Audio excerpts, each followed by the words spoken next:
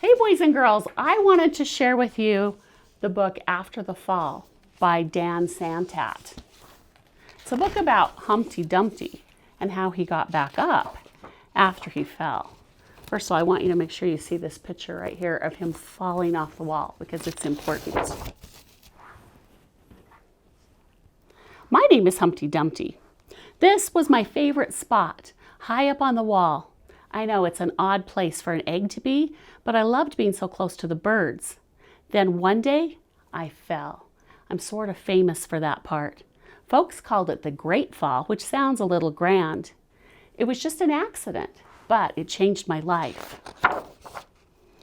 Fortunately, all the king's men were able to put me back together again. Well, most of me. There were some parts that couldn't be fixed with bandages and glue. After that, I became afraid of heights. I was so scared that it kept me from enjoying some of my favorite things. Look, all the yummy cereals are up high, but he's too afraid to even climb that ladder to get to them.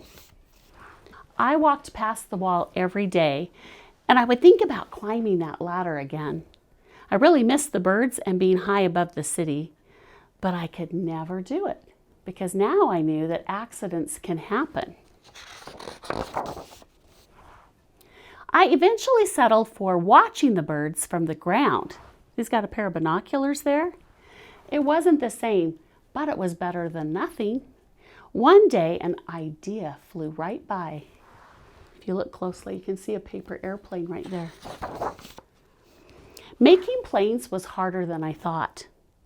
It was easy to get cuts and scratches, but day after day, I kept trying and trying. Look at all these wadded up papers from him trying. Until I got it just right.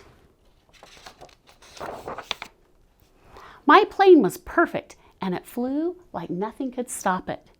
I hadn't felt that happy in a long time. It wasn't the same as being up in the sky with the birds, but it was close enough.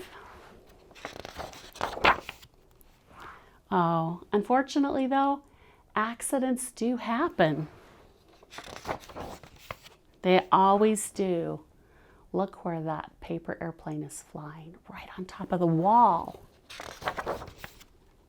I almost walked away again, but then I thought about all that time I'd spent working on my plane and all the other things I had missed out on because I was afraid.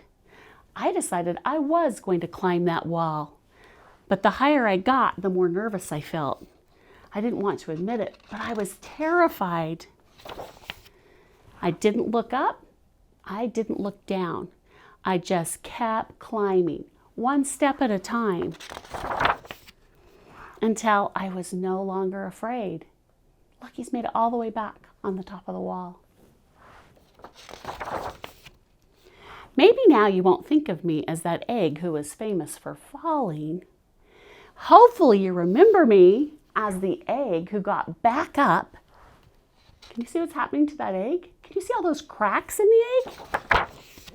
Oh my goodness, the egg has exploded right off of him. And I learned to fly. Isn't that a great book? I love the way that Humpty Dumpty didn't even realize that he really was a bird in an egg waiting to find out that he could fly. And he had some very hard things happen that made him so afraid he was not able to live his life the way he had before until he faced his fears and he took steps to feel better. So I want to talk to you about that a little bit. I want you to know, first of all, that if you've ever felt like Humpty when he's laying on the ground and he says some things couldn't be fixed with bandages and glue, and you felt that sad, I want you to know that you're not the only one. Everyone feels that way sometimes. I feel that way sometimes. And there are things that you can do. You might need to be sad for a little while and grieve and let yourself cry and talk to people about how you feel. But when you can, try to distract yourself from that hard feeling by learning something you're interested in. Maybe you want to read about something you've always wanted to know more about, or learn to cook something, or learn to do something. Ask someone to teach you something. And get up and do. Don't just lay on the ground forever and feel bad. Get up and do things. Get up and do something for someone else. Get up and make your bed. Get up and accomplish something, and you'll feel better. When bad things happen to us, we always want to know why. Everyone thinks about, why did this happen? And it's really important that you train yourself that when something happens, you don't decide in your mind, oh, it was all my fault. It happened because I'm bad, or bad things will always happen to me.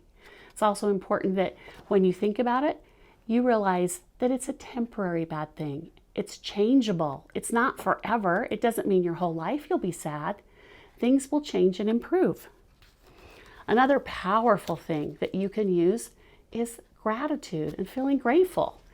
When my kids were growing up, I bought each of them a little journal, and every night I would want them to write 5 things they were grateful for. It could be really simple things like, I'm really grateful for sunshine, or I'm grateful that phones have been invented so we can call grandma, or I'm grateful that we have food to eat. And then on Sundays, we would read through our lists, and it was so many things to feel grateful for that helped us all feel happy and optimistic. It was powerful. Do you know scientists can look at pictures inside your brain now while you're thinking different thoughts, and they can take recordings of what part of your brains light up. And when you're thinking about being grateful, the parts of your brain light up that help you feel joy. So you can control the way you feel a little bit by these habits, learning to be grateful. And I hope that you will keep trying. Don't give up because hard things happen. Just like Humpty Dumpty decided, I was sad for a while, but then it was time to get back up and climb that ladder one step at a time and just keep going. Okay, I know you can do it. I'm so proud of you. You always do great things, and I watch you overcome a lot of hard things. Thank you.